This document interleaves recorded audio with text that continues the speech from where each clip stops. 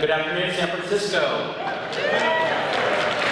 Thank you so much, and I know I'm speaking on behalf of my colleagues, Scott and Phil. Just thank you for taking a little bit of time on a Saturday afternoon to talk about the future of our city, our state, and our country. I know we're going to be spending a bit of time this afternoon talking about what resistance means, but let me just throw out a few things that I'm focused on, and I know Phil and Scott have other things that we're all working on together. But for me, resistance, particularly when it comes to communities of diversity, starts with how we protect everyone who lives in our community. First of all, it's wonderful to be here in Mission High School. I think we all know that Mission High Bears just won the first state championship of any San Francisco team. But I will tell you, there are residents of the Mission who have told me that they want to ensure that in a school like Mission High School, that we have a sanctuary state policy that's sanctuary for our schools. That's right.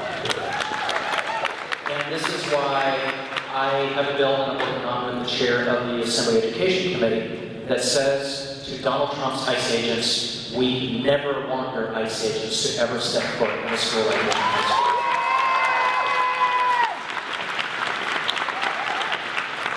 I've also heard from tenants, not just in San Francisco, but around the state, terrible stories of certain unscrupulous landlords who are taking advantage of this moment to say to a tenant who might be an immigrant background, I'm going to evict you, I'm going to raise your rent, I'm not going to fix your water heater. And when the tenant says, well, why? That landlord says, you know, I can pick up the phone and just call ICE. And so I want to thank Phil and Scott for supporting my Immigrant Tenant Protection Act that says to those landlords, thou shalt not call ICE, and if we catch you doing that, there will be penalties to pay.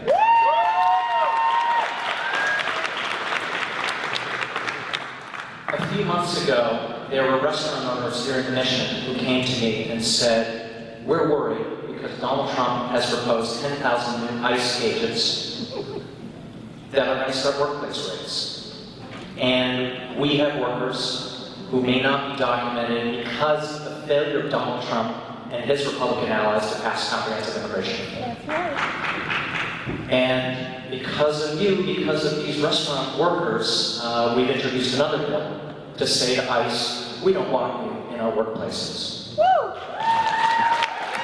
We want to make sure that if an ICE agent shows up at the doorstep of a workplace, that they have a subpoena, they have a judicial warrant, that they're following the United States Constitution that Donald Trump apparently doesn't really care much about. Now, there are many things that we're going to talk about this afternoon, but let me also say resistance is about making sure that every San Franciscan and every Californian has health care. And I know that this starts with something, and I'm proud to be one of the first members of the State Assembly to help offer single payer.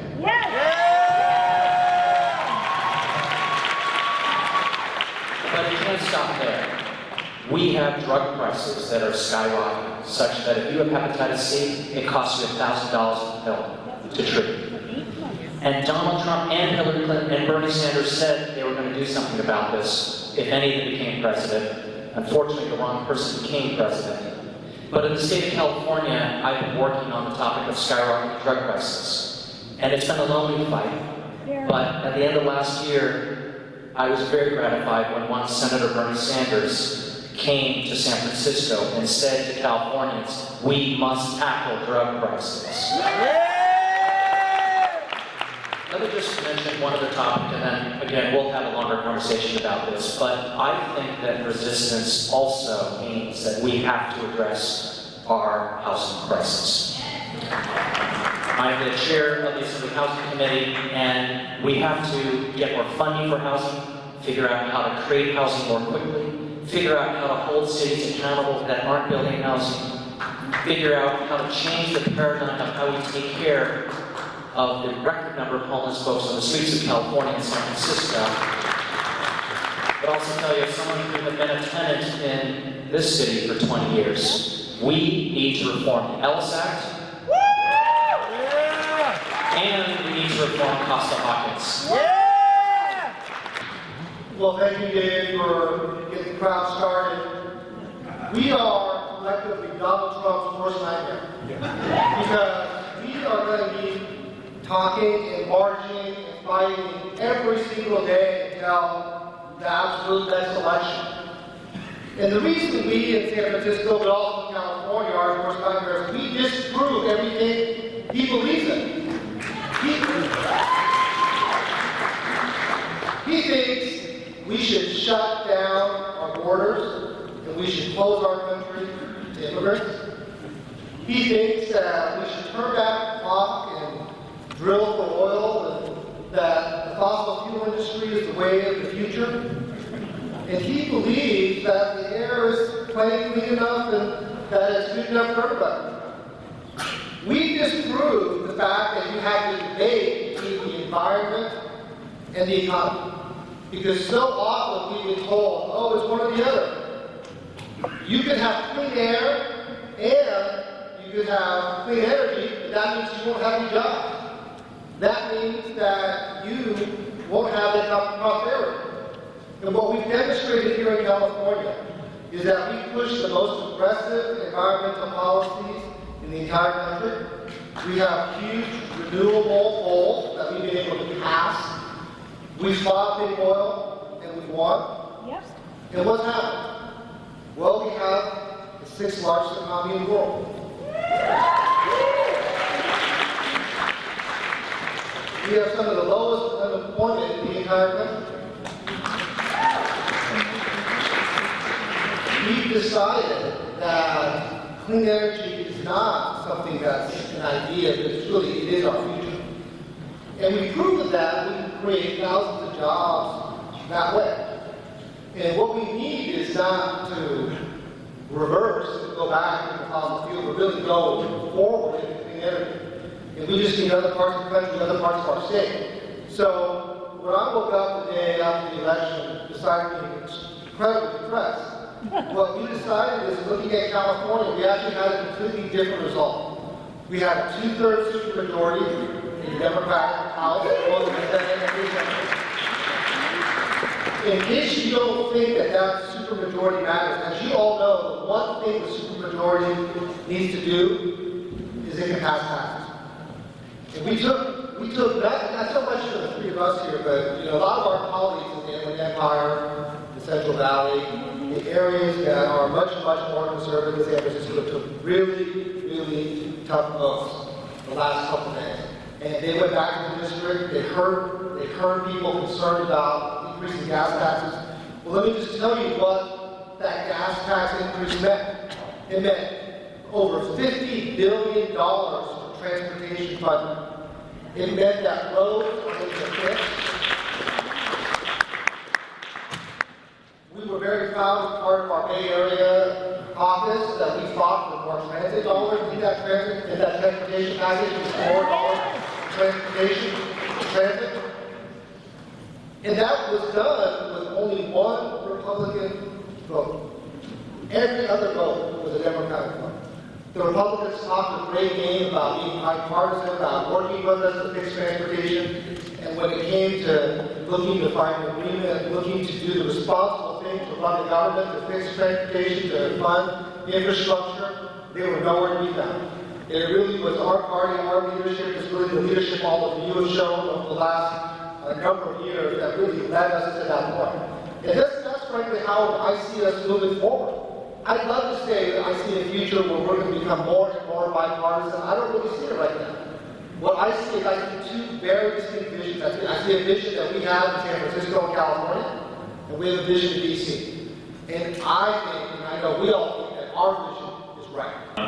First of all, I just want to say thank you to the people of San Francisco and Northern San Francisco County for sending me to the state senate. And I just want to tell you from the bottom of my heart what a deep honor it is to be in the Capitol or the Senate, to be able to stand up and give voice to San Francisco values. It is just the honor of my life, and I know I speak for Phil and David, we all work together closely, that we understand that not only is California the heart of resistance, and San Francisco is the heart of resistance, and we have a responsibility. And I've had some polite disagreements with some of my friends and supporters about this notion of California leading the union seceding. Putting aside the logistical challenges of doing that, my view is I don't want to leave. I want to stay and fight, and that's what we're going to do.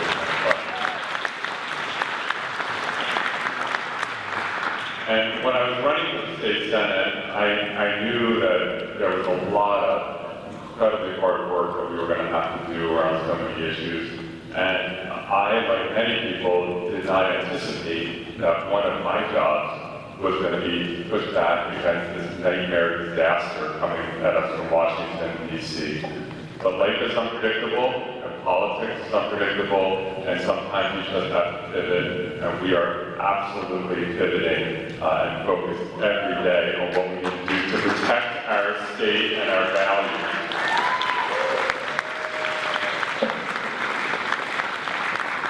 And what that means is that when Donald Trump revs up his deportation machine, California, we rev up our immigrant protection machine.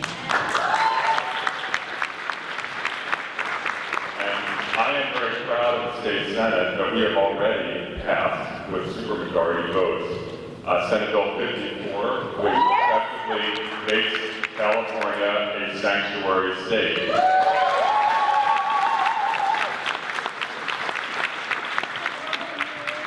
Senate Bill 6, which provides defense counsel to people facing deportation.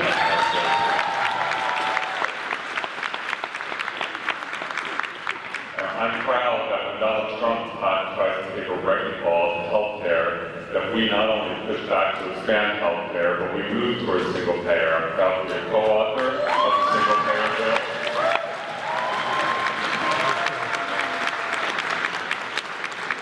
And actually last week, I went along with Senator Ricardo Lara, one of the lead authors of the bill. We went to Canada and had marathon meetings with Canadian health officials about how they do single payer. So we're trying to learn from our northern neighbors.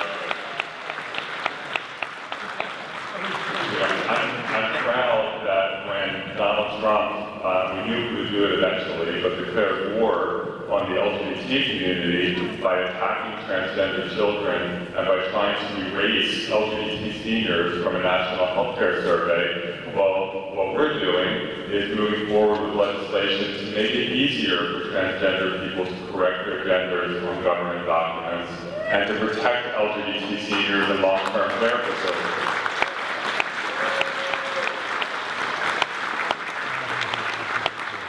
But just to be clear, even though we are so focused on playing defense and fighting back against what Donald Trump is doing, there are a lot of challenges facing the state that existed before Donald Trump came onto the scene, and that will exist after he's on the dustbin of history.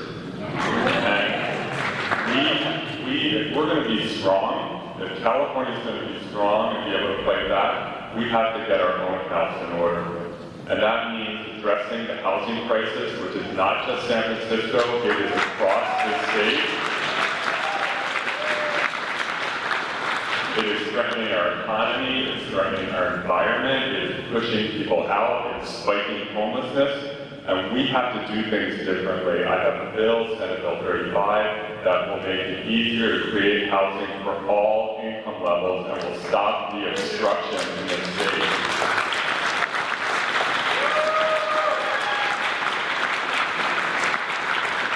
Our transportation challenges are still with us. When I was in the Board of Supervisors, I fought like a dog for more money for public transportation, and taken that fight to Sacramento.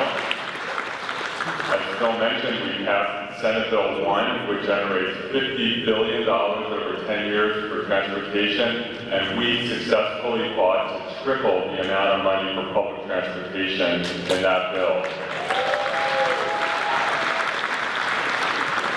We're continuing to work to modernize our water system with a bill to expand water recycling, to try to move our water system into the 21st century. The drought is over for now, but it's not gone for long. We have to keep working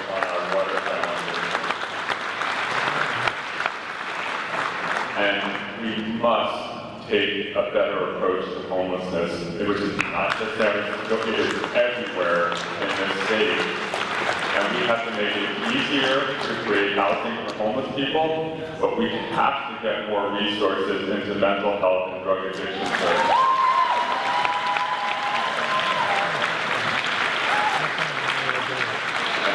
I have the honor of serving on the Public Safety Committee in the Senate, and we are moving forward a number of pieces of legislation to make clear that mental health, mental illness, and drug addiction are not crimes. These are public health issues, and we have to treat them as such.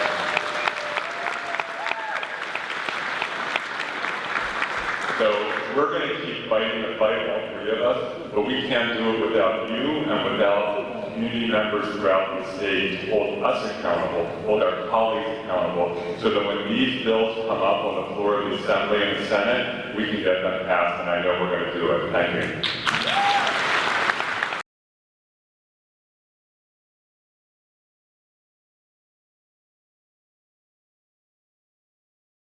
Campaign finance reform, in addition to overturning Citizens United, whether it's amending the Constitution or hopefully maybe one day having a solid progressive majority of the Supreme Court. In California, I would love to see us adopt robust public financing of elections.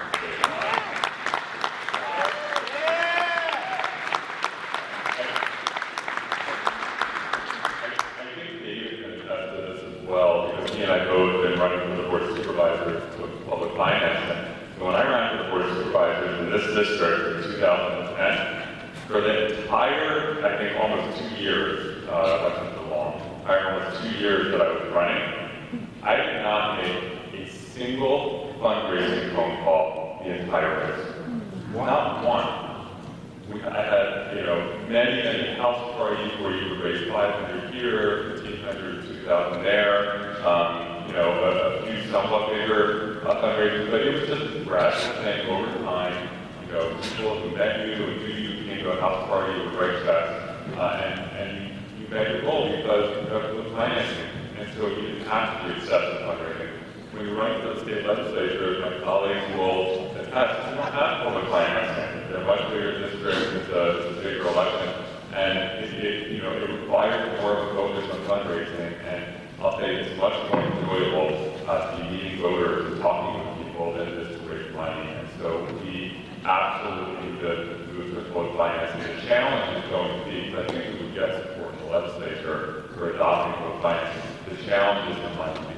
Talk about statewide in California, between the statewide races and Senate districts with 1 million people and Assembly districts with 500,000 people, it would require a very, very large amount of money. And so we have to keep working towards that, but it does create that hurdle that we're going to have to get over. So I totally agree with Scott. I believe in public finance, and I think we all agree with that. And I think Scott pointed out that the big issue is how do we fund it and how big it is. But I see the difference between what we have in San Francisco and how much participation we have, how engaged our record is, and at times we end up having quite a bit of discourse. Some people outside the city think it's too much discourse when they watch us, but I'd rather have our way than the way we have inside. When you look at who really comes to the table, it's literally you have to go hire lobbyists to go have a voice because it's so hard to get to Sacramento, so hard to pay attention to what's going on. And I mean that, the nonprofit good guys who are working to save the day or any group, they have people out there who are working every day on those issues. But I'd much rather have a public finance election so that we can really reduce the influence of big oil, big tobacco, all the various industries that you see that have a huge, huge, huge impact on the public discourse. The other thing that, in terms of what you can do to help, I know that there's probably a number of activists out here who are supporting the Disclose Act. Yeah! We've had a really major challenge, and all that is not even public financing, it's just disclosure. It's not even getting to the goal, but it's a step to get to the goal. I think that until we can get that act passed, I don't think we need to begin to start considering whether we can get public financing passed. So for all of you who care about public financing, campaign finance reform, help us get that disclosure act passed first. Yeah. So I certainly echo both Scott and Phil. I would like to not be here sitting on the stage if in 2008 there was a pilot financing when I first ran for the Board of Supervisors. There was an awful lot of money spent against me from significant large interests out there, and but the public financing, as has been the case for many of us here in local office in San Francisco, I would have the honor of being able to serve you. I certainly agree around the Disclose Act. In fact, this past week, I was speaking to the authors of the Disclose Act on what to do, and I am now officially the co-author of that bill. But for Donald Trump, I'll tell you, last year we had on the state ballot a non-binding resolution to overturn Citizens United, and my staff, we had been drafting the measure thinking that Hillary Clinton was going to be elected to move forward a binding version of that this year, but obviously that didn't happen, and we had to regroup. You know, there are a lot of things that I think we can say about the public, about campaign financing, but I think fundamentally also we need to think about how we make sure that more people are actually voting and voting. And the fact of the matter is that Barack Obama was able to excite an awful lot of young people to turn out in 2008 and 2012, and we lost that enthusiasm in 2006. And what I will say about that, early in 2016, around the time when Bernie Sanders was getting a lot of support from millennials, I had put out to all of our constituents on the east side of San Francisco and said, hey, if anyone has a good idea in how we can turn out young voters, I'd like to hear it. And we heard from a couple of students who gave us this great idea that just as when you go to the DMV and register to get a driver's license, you're automatically registered to vote, these students, including a student who lived here in the Mission, came to me and said, why don't we have automatic voter registration when a student registers to go to the University of California or to Cal State? And because of those students, AB 2455 is now law, the Student Voter Registration Act. And at the end of the day, we are trying to figure out how we really engage everyone, because we won't be able to pass public financing, we won't be able to overturn Citizens United, we won't be able to get the Disclose Act done unless more of folks who think like us vote. Why are you not supporting single payer?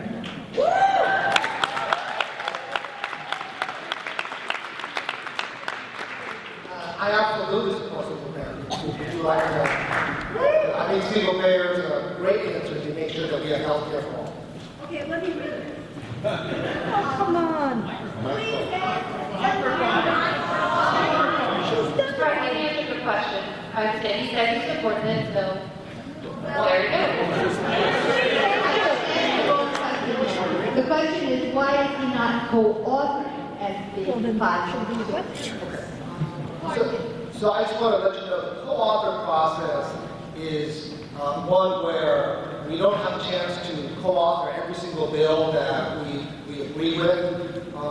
Single payer is something that I actually looked at, because well as many of our colleagues looked at doing legislation on. I absolutely 100% support it. I think it's out of part of ours bill. I'm happy to be added if you would let me be a co-author. But what we do is, there are many bills in the legislature. Don't let that indicate whether or not we support it or not. We don't get to co-author every single bill that we support or feel very, very strongly about. So happy to make sure that you all know that I'm 100% behind single payer. I think it's absolutely the right way to go.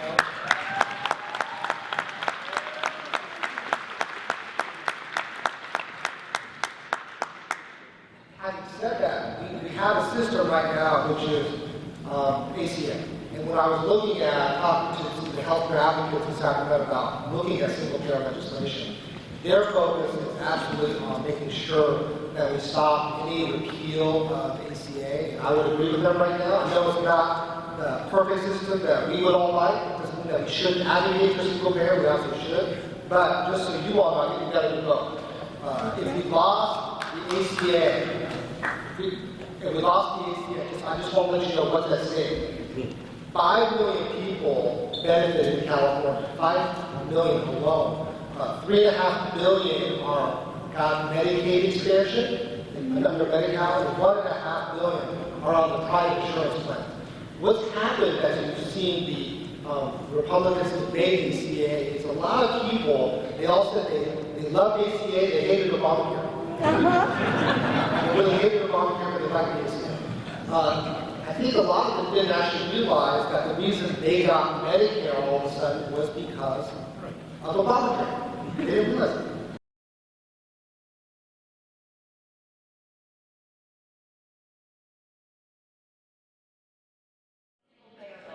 Yeah, so the question was the single payer bill is pending, how we're going to be funded, and that is a really important question. Right now, this bill is a work in progress. And I say that in a positive way. When you're talking about restructuring the entire healthcare system, it's not something sort of dash off bill and put it in. And so this bill is going through a process of enormous stakeholder feedback. Enormous amounts of financial analysis of what it would take. I also think it's important to recognize that single payer can mean a lot of different things.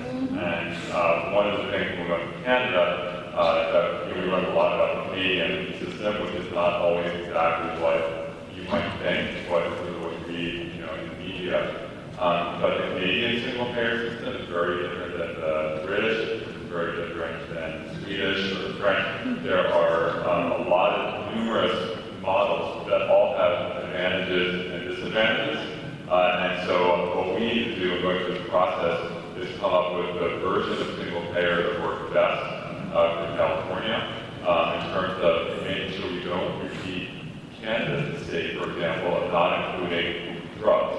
Prescription drugs. Canada's single payer does not cover prescription drugs. You can't make that mistake here. And so once you come up with that, you know that exactly how much it's going to cost, and you can figure out whether, the taxation, et cetera, what it's going to take to fund the system. But their drug prices are still significantly less than here. Their drug prices are lower. Absolutely. We made mistakes here, like, for example, it's ridiculous that Medicare and Medicaid can't negotiate drug prices.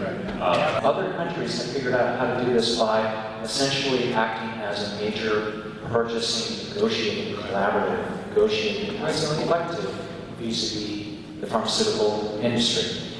It is actually cheaper for us to take someone who is sick with cancer or HIV or AIDS or diabetes, to send them to another country, to have them treated there, and then to fly them back, than it is to actually treat them here. That's right.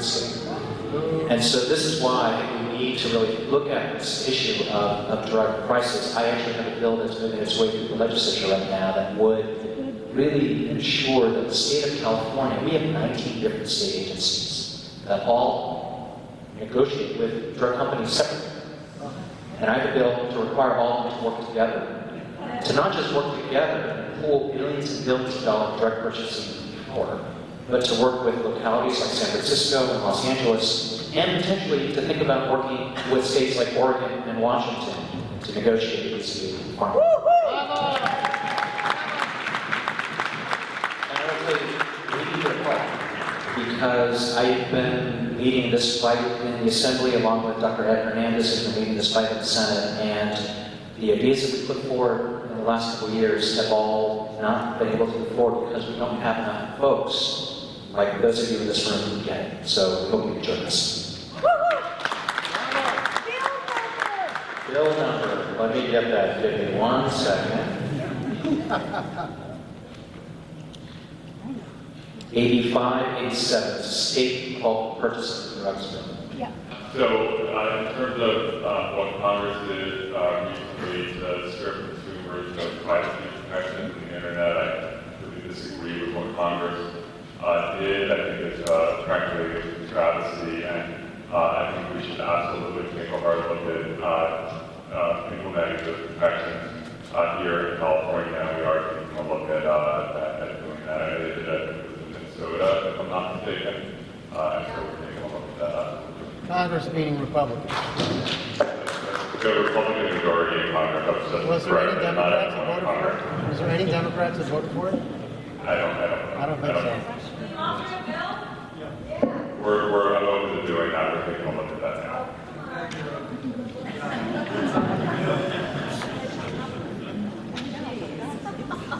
Actually, if I could just also, I'm looking at this issue as well. It's a difficult issue because, for those of you who know this area, federal law often preempts state law. And so I think I'll speak for three of us and saying we're looking for ideas.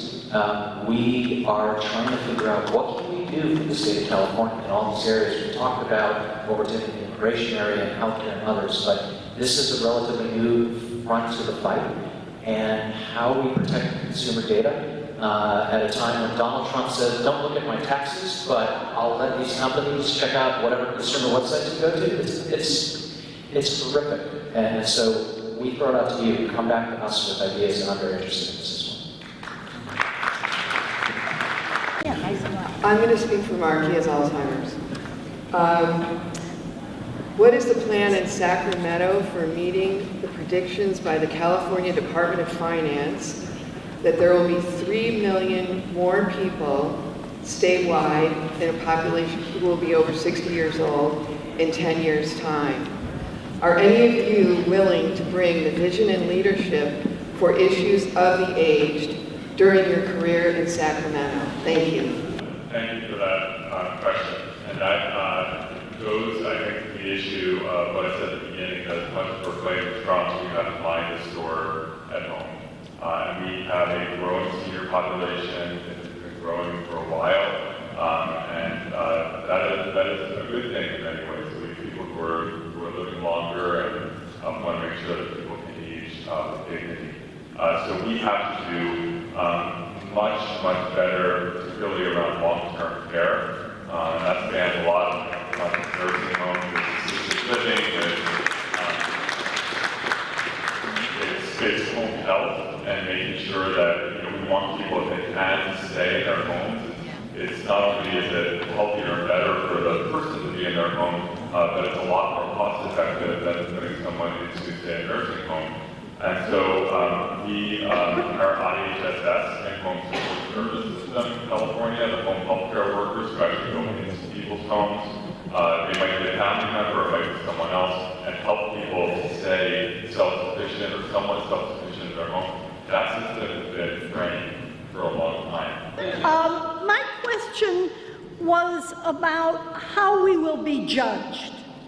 And it is said that a country, a city, a state is judged by how it treats the poorest, the youngest, the oldest, and those who cannot take care of themselves. And I know about education and students and where you stand. I know about where you stand on seniors. We just heard that. I have not heard a word about what is happening with the ADA rules and what Trump is doing and what we can do in California to help people with disabilities, the old, the young, people with disabilities. So if anybody can answer that question, I would truly appreciate it. I am the chair of the Democratic Disabilities Caucus. And if you have any bills that you want us to back, you know I do it with the California Alliance for Retired Americans. You have any bills you want me to back, I will put everybody on it and get them all there. There have been several attempts to weaken state protections for Americans against the Disabilities Act. And I know Phil and I will serve on the Assembly Judiciary Committee, and we have cast no votes to make sure that those bills don't proceed. But a different issue that I've been working on, which has been a very hard lift, has to do with seniors and pedestrians and folks on the streets of San Francisco. Great bill! Who, as you know, clearly, have suffered horrible tragedy being hit by sleeping cars. And I think many of you know, we've had a crisis. There's been a recent 5-year period in San Francisco where we had 4,100 individuals who've been struck by cars and significant traffic collisions. And we have had a Vision Zero, and we've tried as a city to invest in streetscape. We have increased the number of cops on the streets going after folks who speed. We've done a number of things, but haven't been able to really address this. And I was asked by advocates for disabled San Franciscans, and for seniors, and you yourself, to bring to San Francisco the opportunity to have automated speed enforcement, which is something that we've done. Something that has been done in 140 cities around the country. This has been an incredibly difficult lift. We got to stop what David mentioned, all the slamming back of the attacks on the ADA enforcement here in California. Actually, we need to do a much better job. There's been so much concern and so much highlight about small businesses having trouble, accommodating folks with ADA. What's so interesting to that, and I'm very, very sympathetic. Again, we don't want to make sure, we don't want to bankrupt anybody because of that. But what's so interesting is you never hear the other side of the coin. Mm-hmm. You never hear about the person with a wheelchair who can't get into the restaurant. You don't hear about the senior who has a hard time getting up and down those stairs. You don't hear about how challenging it is or how it impacts. And Bart. Yeah. No, so I, there's a lobbyist, in Sacramento who's confined to a wheelchair. And it's interesting because sometimes we'll do fundraising events down here. And he told us that he's like, look, I can't ever go to San Francisco. I can't get around. I can't get into places. I can't. I don't know how I'm going to be treated. And you wonder, well, what are we doing? Not just here in San Francisco, but really across the state to make sure that everybody has access. And access isn't just something that we have some idea about. Really, something that we have to kind of stand by every step of the way.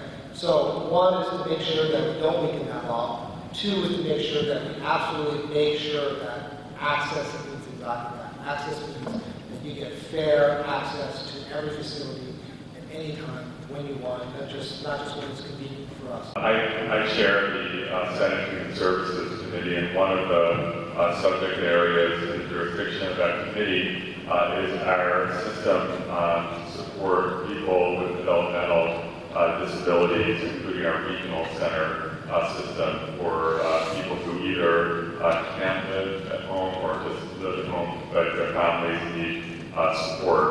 We have a lot of families in this state who have either children or adult children or people with developmental disabilities, and they can't do it on their own.